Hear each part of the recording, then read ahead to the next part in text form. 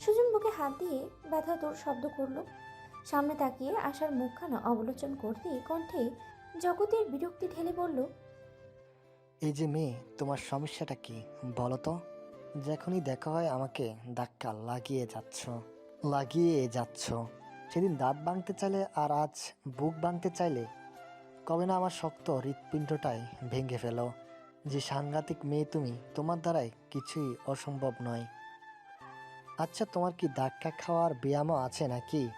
এই তো মহারোগ। তাহলে আমার কাছে এসো, আমি তোমাকে প্রেসক্রিপশন লিখে দিব। মাসখানেকের মাঝে তোমার এই রোগ সেরে যাবে, দেখে নিও। সুজনের অবলীলায় কথার তুবড়ি ফোটাতে দেখে আশা থতমত খেয়ে দাঁড়িয়ে রইল। তার সেই বা কখন আজ ধাক্কা মারল? মানলাম সেদিন না হয় সে অন্যমনস্ক ছিল, কিন্তু আজ আজ তো সে অন্যমনস্ক ছিল না, বরং এই লোকটাই ছিল অন্য কারোর ধ্যানে।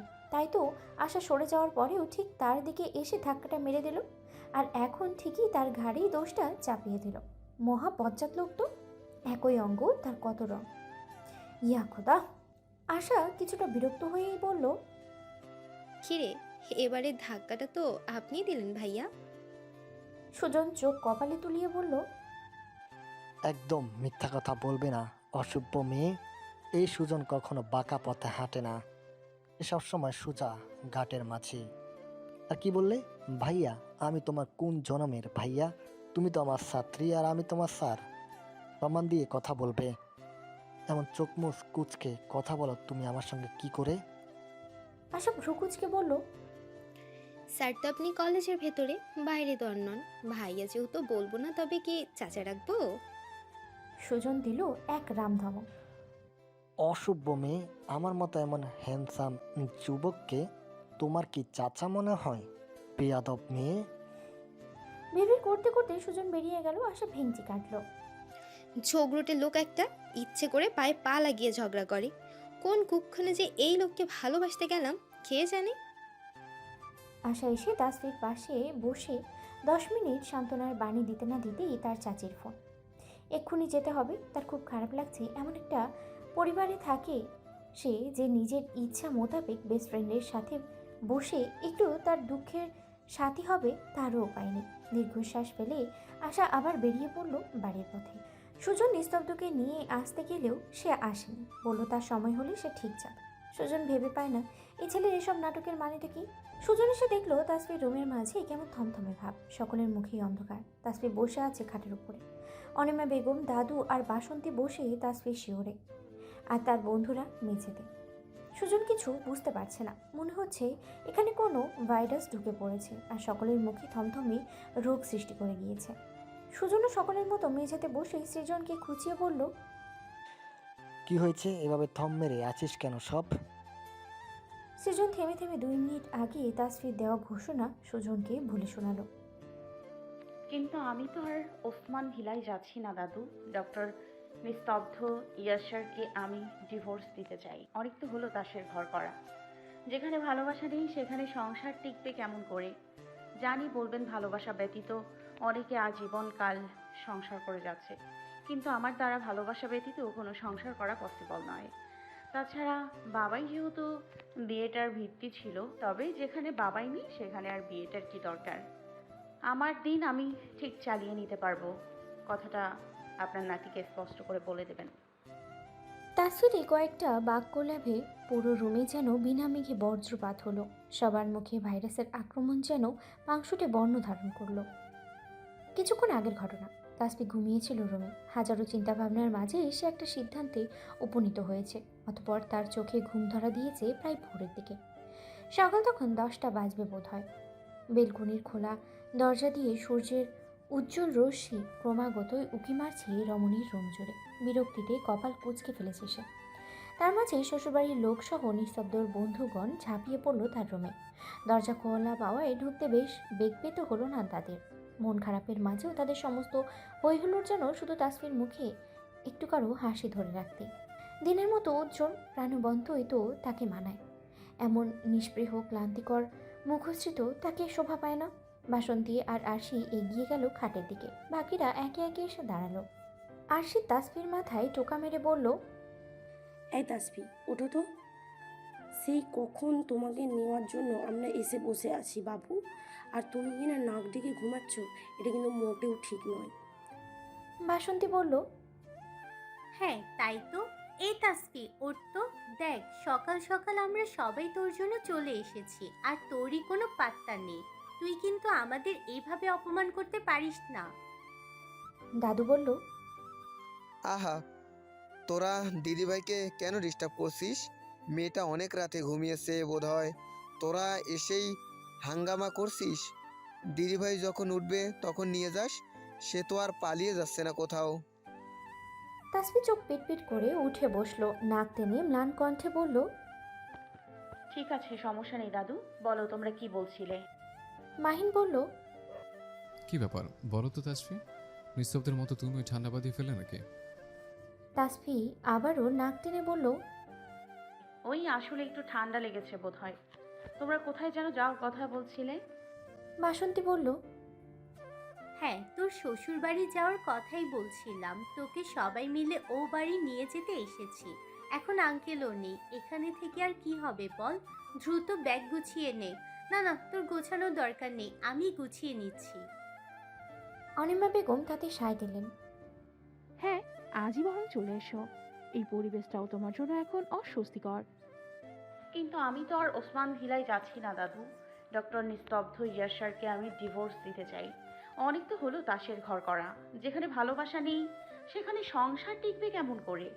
জানি বলবেন ভালোবাসা ব্যতীত অনেকে আজীবনকাল সংসার করে যাচ্ছে, কিন্তু আমার দ্বারা ভালোবাসা ব্যতীত কোনো সংসার করা পসিবল নয়। তাছাড়া বাবাই যেহেতু বিয়েটার ভিত্তি ছিল না।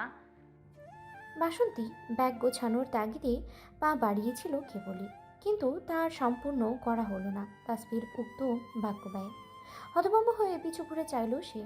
মাহিন, সৃজন ওরা দাঁড়ানো থেকে ঠাস করে বসে পড়ল ফ্লোরে। বর্তমানে সুজন সব শুনে আফসোসের স্বরেই বলল, সর্বনাশ, তোর ইগোলা বন্ধু তো দিশেহারা হয়ে যাবে। যে পাগলামি করলো সেদিন, যদি শুনে ডিভোর্স দিবে তার বউ, নিস্তব্ধ এখন কি রিয়াকশন দিবে তা তো আমি জানার জন্য মুগ্ধুল হয়ে আছি। ইস, খবর আমাকে আর একটু আগে দিবি না? টাইমাস, সব খবরগুলো তোরা দেরিতে দেশ কেন বলতো? সুজন ওদের মতো ফ্লোরে বসে থাকলো না, উঠে তাসফির দিকে এগিয়ে গিয়ে কৌতূহলী হয়ে শুধালো, বোন, তুমি কি সত্যি ওই নিস্তব্ধ ব্যাটাকে ডিভোর্স দিবে ভেবে বলছো তো? তাসফি সুজনের দিকে তাকিয়ে শক্ত কণ্ঠে বলল, হ্যাঁ ভাইয়া, আমি সত্যি আপনাদের বন্ধুকে ডিভোর্স দেব, আর এটাই ফাইনাল। কাল আমি অনেক ভেবেছি, ভাববেন না হুট করে আমি কোনো সিদ্ধান্ত নিয়েছি। বাসন্তী তাসফির হাত চেপে ধরল। তাদের দুই ভাই বোনের কি একই পরিণতি হবে তাহলে? কাল বাদে পরশু তার ডিভোর্সের তারিখ, আর এখন কিনা তার ভাইটারও। কোথাও সমীকরণ মিলাতে তারা ভুল করে বসেনি তো? সুজন তাসফিকে বাহবা দিয়ে বলে উঠল, একদম ঠিক বলেছ তুমি তাসপি। ওর মতো অপদার্থ বন্ধুকে ডিভোর্স দেওয়াই উচিত। খেলার দ্বারা যদি একটা কাজ যদি হয়, বিয়ে 3 মাস হয়ে গেল এখন পর্যন্ত আমাদেরকে একটা সুখবর শোনাতে পারলো না। আর কবে চাচা ডাক শুনতে পারবো আমরা বলো তো? বেটা 1 নম্বরের হারামি। আয়না চোখ গরম করলো সুজনকে। সঙ্গে সঙ্গে সুজন জিভে কামড় দিল। এই রে মিস্টেক। সিরিয়াস টাইমিংয়ে গুরুজনদের সামনে ভুল রিয়াকশন দিয়ে ফেলেছে সে। দাদু তাসফির দিকে এগিয়ে গেলেন, নিঃশব্দে তার মাথায় হাত বুলাতে বুলাতে বললেন, দিদিভাই, তুমি শিওর তো নিস্তব্ধ দাদাভাইকে ডিভোর্স দিতে চাও? আর একবার ভেবে নিতে পারতে কিন্তু। তাসফি বলতে গেল, হ্যাঁ দাদু, আমি ভেবেই। বলার আগেই তাসফির দাদি কমলা বেগম লাঠি ভর দিয়ে এগিয়ে আসতে আসতে হুঙ্কার ছেড়ে বললেন, কেন ডিভোর্স হবে না? ও বুঝি কি একটুখানি একটা মাইয়া? সম্পর্কের মানে ও বোঝে কি?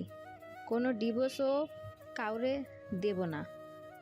তাসফি বিরক্তি নিয়ে ভ্রুকুচকে দাদির দিকে চেয়ে বলল, তোমার যখন এতই সমস্যা, তাহলে আমার বদলে তুমি গিয়ে সংসারটা করে আসো না বুড়ি।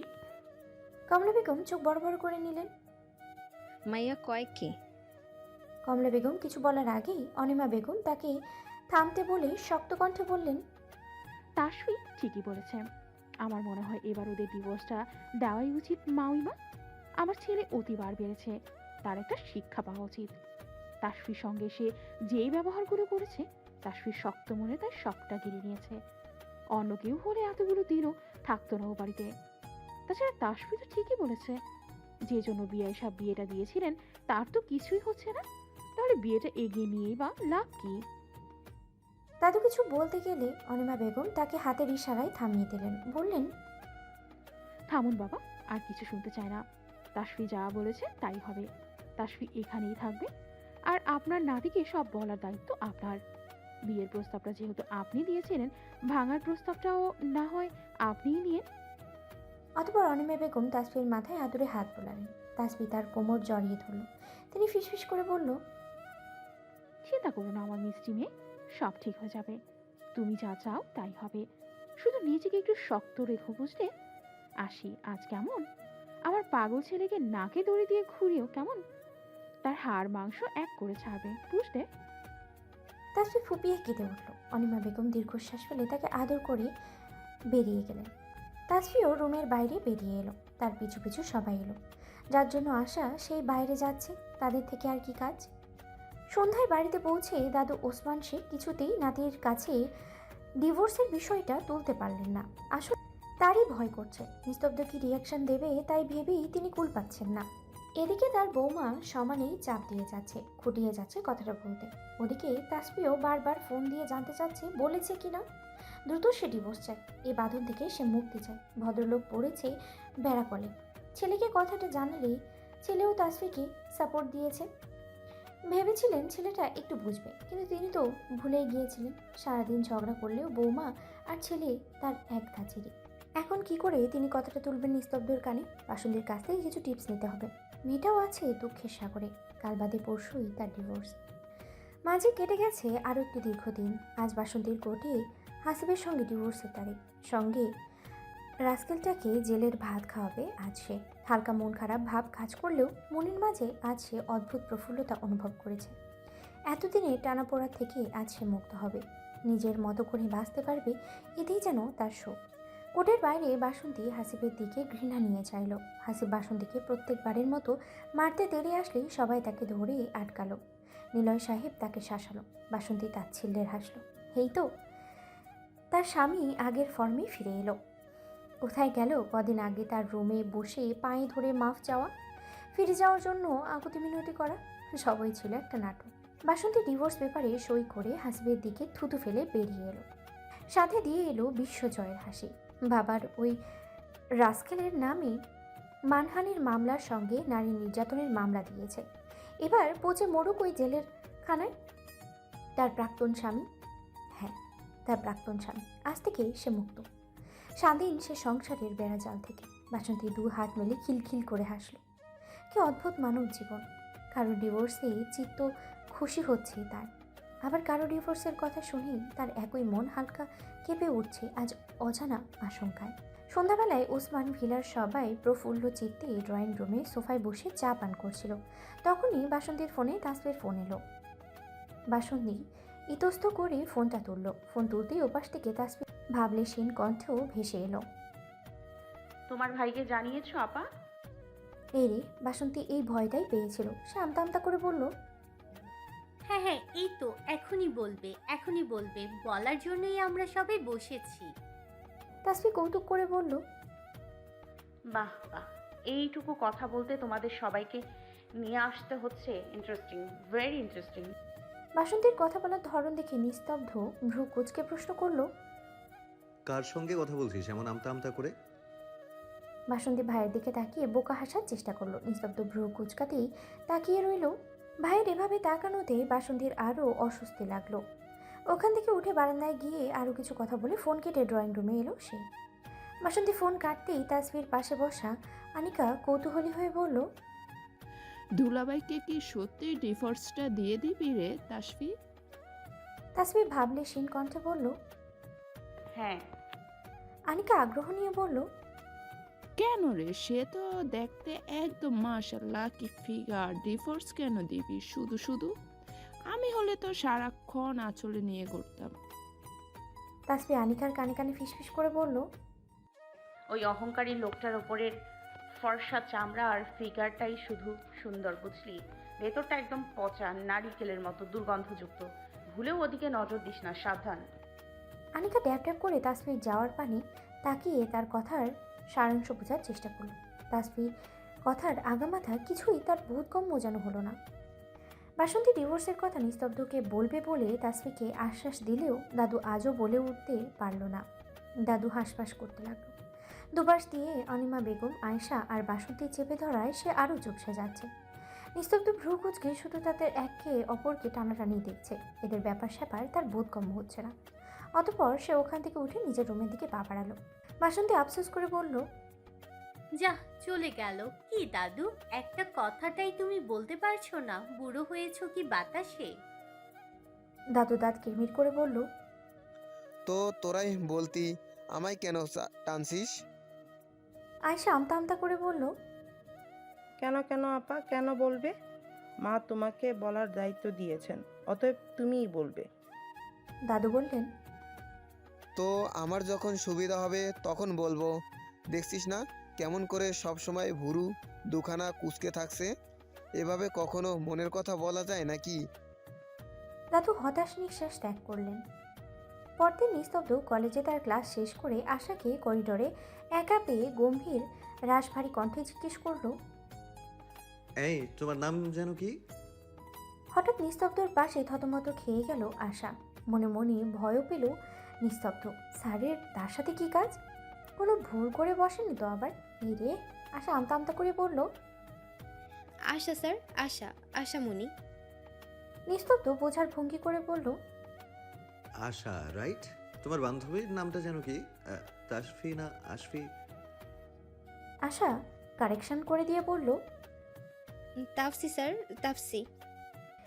নিস্তব্ধ মনে করার ভঙ্গিতে বলল, ও হ্যাঁ, তাসফি। তাসফি, রাইট? ওর কি হয়েছে কিছু জানো? কদিন যাবত ওকে ক্লাসে দেখছি না যে। আশা মেকি হাসার চেষ্টা করে বলল, হ্যাঁ, ওই স্যার তাফসির আমার বান্ধবী, ওর বাসায় একটু সমস্যা হয়েছে তো তাই আসতে পারছে না। কেন, কোনো দরকার কি স্যার? আমায় বলুন, আমি বলে দেব। নিস্তব্ধ কিছুটা অস্বস্তি বোধ করলো। একজন ছাত্রীর সঙ্গে এভাবে কথা সে কখনো বলেনি। শুধুমাত্র তাসফির জন্য আজ বলতে হচ্ছে। মেয়েটিকে হাজারটা কল করার পরেও একটা কলও রিসিভ করেনি। উল্টো এখন ওপাশের একজন মহিলা কণ্ঠের বাক্যগুলো শুনে স্পষ্ট বোঝা যাচ্ছে তার নাম্বারে এখন ব্লক লিস্টে। কি এমন হলো হঠাৎ করে? নিস্তব্ধ রাশবাড়ি কণ্ঠে বলল, না আসলে বলতে পারো নোটসগুলো ভালো বানাতো, লেখার স্টাইলও যথেষ্ট ভালো, তাই একটু আর কদিন ক্লাসে দেখতে পেলাম না, তাই তোমায় জিজ্ঞেস করা। হোয়াটএভার, মনোযোগ দিয়ে স্টাডি করো। এইভাবে কলেজে বন্ধ দেওয়া মোটেও সমীচীন নয়। বলে নিস্তব্ধ সরে পড়ল। হনহন করে হেঁটে চলে গেল। আশা আফসোস করে বলল, হায়, নিস্তব্ধ স্যার নিচে থেকে চেঁচে পড়ে তাফসির খোঁজ নিচ্ছে। ডাল মে কুছ কালা হে ইয়ার, বান্ধবী তো মত গয়া। আশা মুচকি হাসতে হাসতে ক্লাসে ঢুকল। এই যে শোনো। মানসার হঠাৎ কণ্ঠস্বরে আশা ওর দিকে অবাক চোখে তাকিয়ে নিচের দিকে আঙ্গুল তাক করে বলল, আমি ডাকছো নাকি? মানসা আবারও বলল, হ্যাঁ তোমাকেই, এদিকে এসো। বাবা, এই মেয়ের আবার আমাকে ডাকার প্রয়োজন পড়লো কেন? আশা মনে মনে মুখ বাঁকায়। আশা এগিয়ে আসতেই মানসা প্রশ্ন করে, তোমার সাথে ওই মেয়েটা কোথায় বলো তো? আসছে না কেন কদিন ধরে? আশা ভ্রুকুচকে বলল, মেয়েটা নয়, ও আমার বান্ধবী। আর ওকে দিয়ে তোমার কি কাজ? মানসা বিরক্তির স্বরে বলল, ওই একই হলো। আসছে টাকা কেন শুধু সেটা বলো। কবে আসবে বলো তো? আশাও বিরক্তি নিয়ে বলল, ওর ভালো লাগছে না তাই আসছে না। তোমার জেনে কি কাজ বলো তো? বলেই সে চলে এলো। এই শয়তানগুলোকে সে ঠিক চেনে। তাসফির সমস্যার কথা শুনলে ওর মৃত বাবাকে নিয়ে কথা শোনাতেও ভুলবে না ওরা। আর হঠাৎ করে সবাই আজ তাসফির খবর চাইছে কেন? অদ্ভুত তো। ওই মানসা না মান্তাসা নিশ্চয়ই তার বান্ধবীর ক্ষতি করার জন্যই ওত পেতে আছে, তাই তো খোঁজ চাইতে যাওয়া। সে কি বোঝে না তাদের মতলব? খুব ভালো করেই বুঝেছে। ভর দুপুরে মাহিন হন্তদন্ত হয়ে ছুটে এলো ওসমান ভিলায়। কলিং বেল চাপতেই কয়েক মিনিটের মাঝেই বাসন্তী দরজা খুলে দিল। মাহিন হড়বড় করে বলতে লাগলো, বাসন্তী প্লিজ আমার সঙ্গে আসুন, আপনাকে আমার ভীষণ প্রয়োজন। প্লিজ একটু আমার সঙ্গে আসুন, না করবেন না প্লিজ। আরে কিন্তু মাহিন তাকে আর কোনো কথা বলার সুযোগ দিল না। টেনে এনে তার বাইকের পেছনে বসলো। ঝড়ের গতি থেকে বাইক স্টার্ট দিল সে। বাসন্তী পড়ে যাওয়ার ভয়ে হালকা ইতস্ত ভাব পাশ কাটিয়ে তার কাঁধে হাত রাখলো। তার বুকের ভিতরে কেমন ধুকপুক শব্দ হচ্ছে। কি আশ্চর্য, এই অদ্ভুত অনুভূতি সে ঠাহর করেনি গত কয়েকটা বছর। তবে হঠাৎ নতুন করে তার মাঝে এই অনুভূতির জন্ম নেওয়ার মানেটা কি? বাসন্তী বিরক্তি নিয়ে প্রশ্ন করলো,